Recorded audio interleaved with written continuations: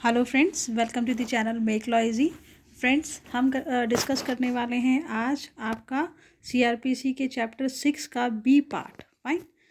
Chapter 6 बात करता है प्रोसेसेस टू कंपेल अपेयरेंस, मतलब किस तरीके से आपका कोर्ट में जो आपका एक्यूज है, विटनेस है, ठीक है ना, या कोई भी पर्सन है, उसको किस तरीके से कोर्ट में अपेयर होने के लिए क्या तरीका अपनाना है या क्या बोलते हैं, क्या प्रोसीजर फॉलो करना है, उसके बारे में ये चैप्टर बात करेगा।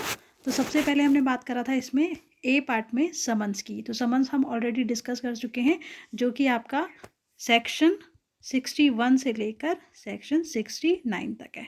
तो सेक्शन 61 से 69 तक समन्स का टॉपिक है, वो हम ऑलरेडी डिस्कस कर चुके हैं।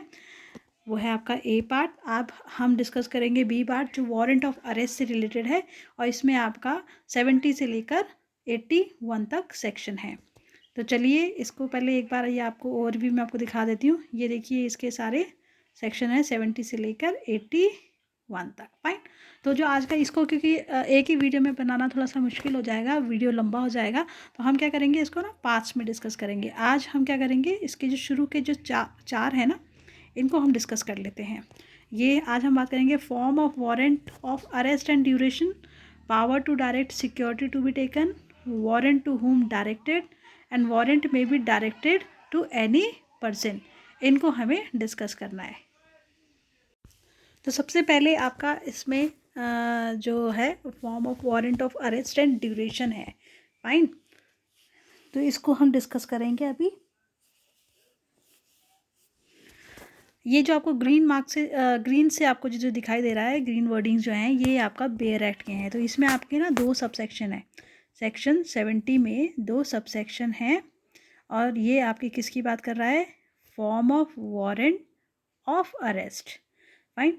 मतलब अरेस्ट के लिए जो वारंट निकाला जाता है, उसका क्या फॉर्म होता है और ड्यूरेशन क्या होती है उसकी, इसके बारे में ये सेक्शन आपको बताएगा।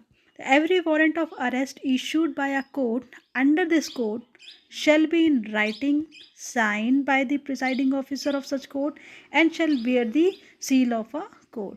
तो ये तीनों बातें वही चीज़ हैं जो समन्स के साथ में थी। समन में भी हमने पढ़ा था ना कि समन क्या है, समन्स कैसे होते हैं, जो कोर्ट इशू कर रहा है, फाइन, वो समन्स को कैसे प्रोवाइड करेगा, राइटिंग में प्रोवाइड करेगा। तो यहाँ पर वारंट भी आपका राइटिंग में होना चाहिए, जो कोर्ट का प्रिसाइडिंग ऑफिसर होगा ना, उसके ज़रिए साइंड होना चाहिए। फाइन। और उसमें कोर्ट की सील होनी चाहिए। इसका सबसेक्शन 2 क्या कहता है कि every such warrant shall remain in force until it is cancelled by the court which issued it, और अंटिल इट इज़ एग्जीक्यूटेड। तो ये जो वारंट इशू कर रहा है ना कोर्ट, वो फोर्स में, मतलब वो आपका एक तरीके से एक्टिव कब तक माना जाएगा उसको, कि जब तक जो कोर्ट, जिस कोर्ट ने उसे इशू किया है, वो उसे कैंसिल ना कर दे, या फिर जब तक वो एग्जीक्यूट ना हो जाए। मतलब जब तक वो बोलते नहीं है उसको, उस वारंट को फॉलो करते हुए आपका उसका एग्जीक्यूशन ना हो जाए। फाइन। तो तब तक वो आपका वैलिड माना जाएगा। तो इसकी इंटरप्रिटेशन क्या हो सकती है, ये देखिए। This section pertains to the form of a warrant of arrest and its duration. Warrant of arrest और उसकी ड्यूरेशन की बात करता है। ये कहता है फॉर्म ऑफ वारंट, पहला सबसेक्शन क्या कहता है कि जो कोर्ट जब आपका कोई वारंट इशू करता है ना, अरेस्ट के लिए वारंट इशू करता है सीआरपीसी के अंडर, तो उसको कुछ रिक्वायरमेंट उसकी फुलफिल होनी चाहिए। तो वो वारंट एक तो राइटिंग में होना चाहिए, दूसरा प्रिसाइडिंग ऑफिसर के ज़रिए आपका साइन होना चाहिए, तीसरा उसमें आपकी कोर्ट की सील होनी चाहिए, फाइन, मोहर होनी चाहिए उसमें। ड्यूरेशन ऑफ अरेस्ट की, ड्यूरेशन ऑफ वारंट की बात करता है कि कोई भी वारंट जो है वो तब तक आपका वैलिड माना जाएगा, तब तक आपका वैलिड क्या कहेंगे, फोर्स में will remain in force until one of the following condition is met. जब तक दोनों में से कोई कंडीशन नहीं मिल जाती, मतलब पूरी हो जाती। ओके। कि या तो कोर्ट जिसने उसे इशू किया है वो उसे कैंसिल कर दे, या दूसरी कंडीशन क्या है कि जो कोर्ट जिसने जिसने नॉट कोर्ट, सॉरी, या तो वो जब तक आपका एग्जीक्यूट नहीं हो जाता। इसका मतलब क्या है कि meaning the person named in the warrant is arrested, मतलब जिसके नाम का अरेस्ट वारंट है, जब तक वो अरेस्ट नहीं हो जाता तब तक वो फोर्स में माना जाएगा। तो शॉर्ट में हम कहें कि ये सेक्शन इंश्योर करता है कि warrant of arrest are properly documented होने चाहिए, साइंड होने चाहिए, सील्ड होने चाहिए, और वो तब तक वैलिड होने चाहिए जब तक वो एग्जीक्यूट ना हो जाए या फिर कैंसिल ना हो जाए। फाइन। अब बात करते हैं सेक्शन 71 की। सेक्शन 71 बात करता है power to direct security to be taken. मतलब ये बात कहता है कि सिक्योरिटी की बात कहता है। अरेस्ट वारंट आपने किसी के नाम का कराया तो उसमें सिक्योरिटी वाली कंडीशन जो है उसकी उसकी बात आपका सेक्शन 71 कहता है। क्या कहता है? Any court issuing a warrant, sorry इसको इस तरीके से देखते हैं ताकि पूरा दिख जाए ना। तो any court issuing a warrant for arrest of any person may in its discretion direct by endorsement on the warrant that if such person execute a bond with sufficient sureties for his attendance before the court at a specified time and thereafter until otherwise directed by the court, the officer to whom the warrant is directed shall take such security and shall release such person from custody। तो ये इसको पहले beer act से थोड़ा समझाने की कोशिश करती हूँ, उसके बाद में इसे इसकी इंटरप्रिटेशन देखेंगे।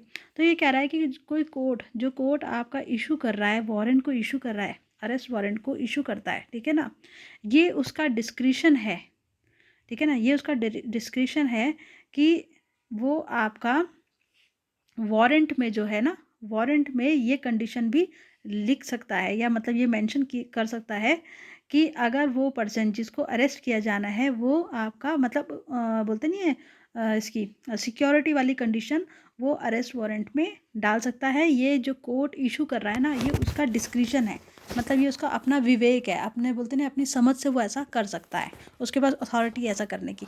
कंपल्जन नहीं है, अथॉरिटी है, कर भी सकता है और नहीं भी करे, ठीक है, वो उसकी अपनी चॉइस है। फाइन।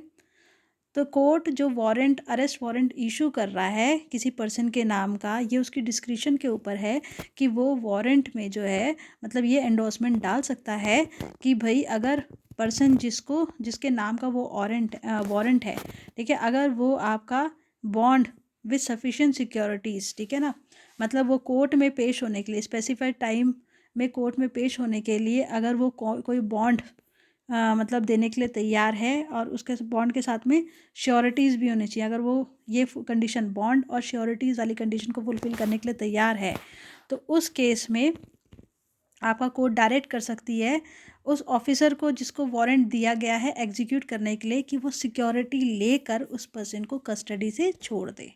फाइन। इसका इंटरप्रिटेशन क्या है, इसको इस तरीके से देखेंगे हम। This means that when the court issues an arrest warrant it has authority to include an endorsement on the warrant. मतलब जब कोर्ट आपका अरेस्ट वारंट इशू करती है तो ये उसकी अथॉरिटी है कि वो आपका एक मतलब उसमें क्या बोलते हैं उसे उसमें एंडोर्समेंट भी इंक्लूड कर सके, मतलब वारंट में एक एंडोर्समेंट इंक्लूड कर सके। ये एंडोर्समेंट क्या अलाउ करेगी? Endorsement allows the person named in the warrant to avoid immediate arrest. मतलब ये जो एंडोर्समेंट है जो वारंट में कोर्ट ने इंक्लूड की है, वो उस पर्सन को, जिस पर्सन के नाम का अरेस्ट वारंट है, उसको इमीडिएट अरेस्ट होने से बचा सकती है। If they provide a bond, अगर वो पर्सन जिसके नाम का अरेस्ट वारंट है वो बॉन्ड प्रोवाइड करे, साथ साथ में उसके मतलब रिलायबल श्योरिटीज़ भी प्रोवाइड करे, और अपना अपेरेंस, ये किस चीज़ के लिए? अपने अपेरेंस को कंफर्म करने के लिए कि भाई जिस टाइम पे उसे कोर्ट में बुलाया जाएगा उसमें कोर्ट में उसकी ज़रूरत होगी वो पेश हो जाएगा इस कंडीशन पे, ठीक है। Essentially the court can choose to release the individual. तो यहाँ पर कोर्ट जो है वो उस इंडिविजुअल को कस्टडी से रिलीज़ करने के लिए सोच विचार कर सकती है और उसको ऑर्डर कर सकती है कस्टडी से रिलीज़ करने के लिए, अगर वो इस कंडीशन को फुलफ़िल कर देते हैं, ठीक है ना। ये जो प्रोविज़न है वो कोर्ट डिस्क्रिशन ग्रांट करती है, ये मैंडेटरी नहीं है, ठीक है ना। ये क्या है? मैंडेटरी नहीं है, मतलब कंपलसरी नहीं है कोर्ट के लिए कि इसका इस तरीके की कोई भी एंडोर्समेंट वो अरेस्ट वारंट में इंक्लूड करे, ठीक है ना। ये डिसीजन आपका डिपेंड करता है कोर्ट के जजमेंट के ऊपर और जो केस का जो सरकमटेंसेस है ना उसके ऊपर। फाइन। सेकंड सबसेक्शन इसकी क्या बात कहता है कि द एंडोर्समेंट शेल स्टेट, मतलब कि एंडोर्समेंट में क्या क्या मेंशन होना चाहिए इस बारे में बात करता है। तो इसको हम सिंपलर टर्म्स में देख लेते हैं। ये सेक्शन कहता है, ये सबसेक्शन कहता है कि आपका जो कोर्ट जो अरेस्ट वारंट आपका इशू कर रहा है और उसमें एक एंडोर्समेंट भी इंक्लूड कर रहा है, ठीक है ना, इंक्लूड करता है तो उसको कुछ डिटेल्स स्पेसिफाई करनी चाहिए, ठीक है। डिटेल क्या स्पेसिफाई करेगा कोर्ट कि भाई कितने नंबर ऑफ श्योरिटीज़ होने चाहिए जिसकी ज़रूरत है, ठीक है ना। Amount for which both the sureties and person name the warrant need to be bound, मतलब किस अमाउंट के लिए श्योरिटीज़ और जिस पर्सन के नाम का वारंट है वो बाउंड होंगे। और तीसरा, specific time eight which the person must appear before the court. तो ये तीनों चीज़ें जो है, तीनों डिटेल्स जो हैं वो आपका उस एंडोर्समेंट में इंक्लूड होना चाहिए। फाइन। क्या, एक तो कितने श्योरिटीज़ की ज़रूरत है, दूसरा जो किया अमाउंट, मतलब किस अमाउंट के लिए श्योरिटीज़ और जो पर्सन है जिसके नाम का वारंट है वो बाउंड होगा, और तीसरा किस स्पेसिफाइड टाइम पे आपका उनको कोर्ट में पेश होना है। फाइन। अब बात करेंगे हम आपका इसके सबसेक्शन 3 की। सबसेक्शन 3 क्या कहता है, ये कह रहा है warrants to be whom directed.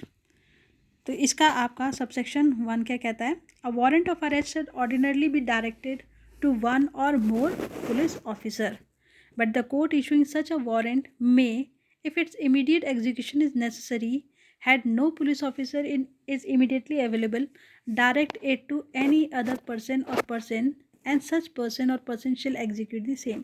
तो ये कहते हैं, इसका 72 का सबसेक्शन 1 कहता है कि अगर जो आपका कोर्ट वारंट ऑफ अरेस्ट आपका इशू कर रहा है, ठीक है ना, तो ऑर्डिनरली ये किसको डायरेक्ट करेगा, या तो किसी पुलिस ऑफिसर को, ठीक है, किसी एक पुलिस ऑफिसर को या एक से ज़्यादा पुलिस ऑफिसर को। पर मान लीजिए किसी कंडीशन में, ठीक है ना, किसी कंडीशन में आपका उस वारंट का एग्जीक्यूशन, इमीडिएट एग्जीक्यूशन ज़रूरी है, नेसेसरी है, और कोई पुलिस ऑफिसर जो है वो इमीडिएटली अवेलेबल नहीं है, तो उस केस में जो कोर्ट है, उस केस में कोर्ट जो है वो किसी भी पर्सन को, किसी भी पर्सन, एक पर्सन को या एक से ज़्यादा पर्सन को आपका क्या कह सकता है, मतलब वो वारंट ऑफ अरेस्ट जो है उसे एग्जीक्यूट करने के लिए कह सकता है, और वो पर्सन आपका बाउंड होगा उस वारंट ऑफ अरेस्ट को एग्जीक्यूट करने के लिए। तो इसका इंटरप्रिटेशन क्या है, प्रॉपर ही देख लेते हैं। It means that when a court issues a warrant for someone's arrest, जब कोर्ट किसी के अरेस्ट के लिए वारंट इशू करता है, और टिपिकली मतलब टिपिकली बोलते हैं ना, एक टिपिकल कंडीशन में जो वारंट आपका ऑफ अरेस्ट जो है वो किसको डायरेक्ट किया जाता है एग्जीक्यूट करने के लिए, किसको दिया जाता है, किसी पुलिस ऑफिसर को, एक या एक से ज़्यादा पुलिस ऑफिसर को। एक पुलिस ऑफिसर को भी दे सकते हैं या एक से ज़्यादा पुलिस ऑफिसर को भी दे सकते हैं। बट मान लीजिए कि अर्जेंट नीड है इमीडिएट एग्जीक्यूशन की, ठीक है ना, मतलब अर्जेंट नीड है उस वारंट ऑफ अरेस्ट को इमीडिएट एग्जीक्यूट कराने के लिए, बट कोई पुलिस ऑफिसर जो है उस समय रेडीली अवेलेबल नहीं है। तो उस केस में कोर्ट जो है किसी भी सूटेबल पर्सन को क्या कर सकता है, वो वारंट ऑफ अरेस्ट जो है वो डायरेक्ट कर सकता है, और उस पर्सन को वो वारंट ऑफ अरेस्ट एग्जीक्यूट कराना उसकी ड्यूटी होगी। फाइन। अब इसका सबसेक्शन 2 कहता है कि when a warrant is directed to more officer or persons than one, it may be executed by all or by any one or more of them. तो ये कहता है कि अगर मान लीजिए वारंट ऑफ अरेस्ट जो है वो एक ऑफिसर, ठीक है ना, मतलब वो ज़्यादा ऑफिसर्स को अगर डायरेक्ट किया जाता है तो उस कंडीशन में कौन उसे एग्जीक्यूट कर सकता है। मान लीजिए वारंट ऑफ अरेस्ट जो है वो एक से ज़्यादा, मान लीजिए A B C इन तीनों को क्या कर रखा है, डायरेक्ट कर रखा है वारंट ऑफ अरेस्ट को एग्जीक्यूट करने के लिए। तो इसमें से कोई एक भी, इसमें से कोई एक, या ये सारे, या फिर इसमें से कोई भी दो, ठीक है ना, मतलब ज़रूरी नहीं है। इसमें ये भी एग्जीक्यूट सिंगली, मतलब A भी एग्जीक्यूट कर सकता है, A और B भी एग्जीक्यूट कर सकता है, मान लीजिए C एग्जीक्यूट नहीं कर रहा पर A भी एग्जीक्यूट कर रहा है ना, और A और B और C तीनों भी एग्जीक्यूट कर सकते हैं। फाइन। अब बात करते हैं सेक्शन 73 की। सेक्शन 73 बात करता है आपका वारंट में be directed to any person. तो ये क्या कहता है कि द चीफ जुडिशियल मजिस्ट्रेट और a magistrate of first class may direct a warrant to any person within his local jurisdiction for the arrest of any escaped convict, proclaimed offender or of any person who is accused of a non-bailable offense and is evading arrest। तो इसका interpretation देखिए क्या लिखेंगे। इसका interpretation इस तरीके से लिखा जाएगा कि ये जो प्रोविज़न है वो डील करता है with the issuance of warrants for the arrest of certain individuals. मतलब किसी इंडिविजुअल के अरेस्ट के लिए वारंट के इशू किस मतलब इशू के वारंट के इशुएंस के लिए के रिगार्डिंग बात करता है। तो सिंपल टर्म्स में अगर हम देखें, this means that if person has escaped from custody, मान लीजिए कि कोई पर्सन आपका कस्टडी से भाग जाता है, या वो प्रोक्लेम्ड ऑफेंडर है, या आपका एक्यूज्ड है किसी सीरियस नॉन बेलेबल ऑफेंस का, ठीक है, या फिर वो आपका अरेस्ट अवॉइड कर रहा है किसी कंडीशन किसी तरीके से आपका अपना अरेस्ट अवॉइड कर रहा है, तो उस केस में आपका जो कोर्ट है वो आपका वारंट को इशू कर सकता है अपने अपने तरीके से। Fine, the warrant can be directed to any person within the magistrate's local jurisdiction. तो उस केस में वो जो वारंट है वो आपका किसी भी पर्सन को डायरेक्ट किया जा सकता है उसके लोकल जुरिडिक्शन के अंदर। ओके, तो ये कोर्ट क्या कहता है, ये कहता है कि ये जो प्रोविज़न है ना, ये आपका कोर्ट को एम्पावर करता है किस चीज़ के लिए, नेसेसरी स्टेप्स लेने के लिए।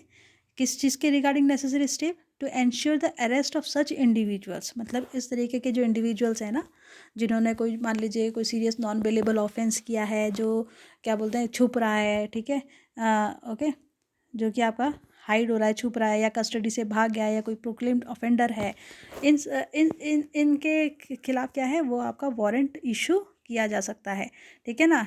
Even if they are evading the authorities, मान लीजिए वो अथॉरिटी से छुप रहे हैं, उस कंडीशन में भी आपका कोर्ट को एम्पावर किया जाता है कि वो नेसेसरी स्टेप ले सकें इनके ये मेक श्योर करने के लिए कि उन ऐसे पर्सनस को अरेस्ट किया जा सके। It's an essential tool in maintaining law and order and ensuring that justice is served. तो ये था आपका सेक्शन 73 का सबसेक्शन 1। अब हम बात करेंगे इसके सबसेक्शन 2 की। तो ये क्या बात करता है, such person shall acknowledge in writing the receipt of warrant and shall execute it if the person for whose arrest it was issued is in or enters on any land or other property under his charge। तो ये आपका ये जो subsection है ये acknowledgement in writing की बात करता है। ये क्या कहता है, when a person receives a warrant for someone arrest, मान लीजिए कि कोई पर्सन जो है वो किसी दूसरे पर्सन के अरेस्ट के लिए वारंट रिसीव करता है, ठीक है ना, तो they must acknowledge this receipt in writing, मतलब उन्हें एक्नॉलेज करना पड़ेगा, रिसिप्ट देनी पड़ेगी कि भाई हाँ हमने ये रिसीव किया है, इनका जो वारंट ऑफ अरेस्ट है वो रिसीव किया है। This means that they need to provide a formal acknowledgement that they have receive the warrant. किसी के नाम का वारंट अगर किसी ने रिसीव किया है तो उस कंडीशन में उसे फॉर्मल एक्नॉलेजमेंट भी देनी पड़ेगी। ओके, और दूसरी बात क्या कहता है ये, एग्जीक्यूशन ऑफ वारंट, और ये कहते हैं कि if the person for whom the arrest warrant was issued is present on any land or property under the charge of the recipient। मतलब मान लीजिए ए पर्सन है, ये ए पर्सन है, इसके नाम का अरेस्ट वारंट है और ये किसको एग्जीक्यूट करने के लिए दिया गया है, बी पर्सन है, इसको एग्जीक्यूट करने के लिए दिया गया है, और ये ए पर्सन ना इसी की लैंड या प्रॉपर्टी जो है उसमें है, ठीक है ना। तो उसमें क्या होगा, इसमें इस केस में ये जो रेसिपिएंट है, मतलब जिसको ये चार्ज दिया गया है वारंट ऑफ अरेस्ट वो करने के लिए, एग्जीक्यूट करने के लिए, फाइन, तो ये रेसिपिएंट जो होगा वो आपका उसकी ओब्लिगेशन होगी, ठीक है ना, उस वारंट को अरेस्ट वारंट को एग्जीक्यूट करने के लिए, ठीक है ना। दूसरे शब्दों में they must carry action, they must take action or to carry out the arrest, मतलब उन्हें अरेस्ट करने के लिए एक्शन लेना होगा। तो इसमें सिनेरियो 1 सिनेरियो 2 करके क्या क्या कंडीशन हो सकती हैं देखिए, कि if the individual named in the warrant is already on the land or property of under the recipient charge, the recipient should proceed with the arrest. कि मान लीजिए कि जिस पर्सन के नाम का आपका अरेस्ट वारंट है वो आपका उस पर्सन के मतलब उस पर्सन की लैंड या प्रॉपर्टी में है जिसने वो आपका वारंट ऑफ अरेस्ट जो है ना उसको एग्जीक्यूट करने के लिए क्या किया है, उसे रिसीव किया है, वारंट ऑफ अरेस्ट रिसीव किया है या जिसको रिस्पॉन्सिबिलिटी दी गई है, तो उस केस में वो पर्सन जो है वो आपका अरेस्ट को प्रोसीड करेगा, मतलब ऐसे पर्सन को अरेस्ट करेगा जिसके नाम का अरेस्ट वारंट है। दूसरा क्या है आपका, कि if the individual enter the land or the property after the warrant has been arrest received, the recipient must also execute the warrant. कि मान लीजिए कि ये ए पर्सन है, इसके नाम का वारंट है और बी ने इसके नाम का वारंट जो है वो रिसीव किया है, तो इसके बाद में ए जो है इसकी प्रॉपर्टी में एंटर करता है, तो उस केस में भी बी को इसको अरेस्ट करना होगा। सबसेक्शन 3 बात करता है, when the person against whom such warrant is issued is arrested, he shall be made over with the warrant to the nearest police officer, who shall cause him to be taken before a magistrate having jurisdiction in the case unless security is taken under section 71. तो ये क्या कह रहा है, ये कह रहे हैं कि आपका इस कंडीशन की बात करते हैं कि जब person against whom a warrant has been issued, मतलब जिस पर्सन के नाम का वारंट इशू किया गया है, जब वो आपका अरेस्ट हो जाता है तो उसके बाद क्या करना है। तो when this person is arrested certain steps are to be followed. क्या क्या स्टेप करना है, फॉलो करना है कि जो अरेस्टिंग अथॉरिटी है ना, वो हैंड ओवर कर देगा उस पर्सन को, किसको, नियरेस्ट पुलिस ऑफिसर को। Fine. The police officer then ensures that the arrested person is taken before a magistrate who has jurisdiction over the case. तो सबसे अरेस्टिंग अथॉरिटी जो है वो उसे पुलिस ऑफिसर के हैंड ओवर कर देगा। पुलिस ऑफिसर उसे मजिस्ट्रेट, उसकी रिस्पॉन्सिबिलिटी है कि वो उस मजिस्ट्रेट के पास उसके सामने उसे पेश करेंगे जिसका उस केस के ऊपर जुरिडिक्शन है। ठीक है ना। और यहाँ पर एक एक्सेप्शन है। क्या एक्सेप्शन है कि if security is taken under section 71, अगर मान लीजिए सेक्शन 71 के अंडर अगर सिक्योरिटी ली गई है उस पर्सन से, the person need not to be taken before the magistrate immediately, तो उस केस में मजिस्ट्रेट के सामने उस पर्सन, अरेस्टेड पर्सन को इमीडिएटली पेश करने की ज़रूरत नहीं है। तो ये फ्रेंड्स, ये हमारा सेक्शन, ये हम 4 सेक्शंस पढ़ चुके हैं। कौन कौन से 4 हमने पढ़ लिए?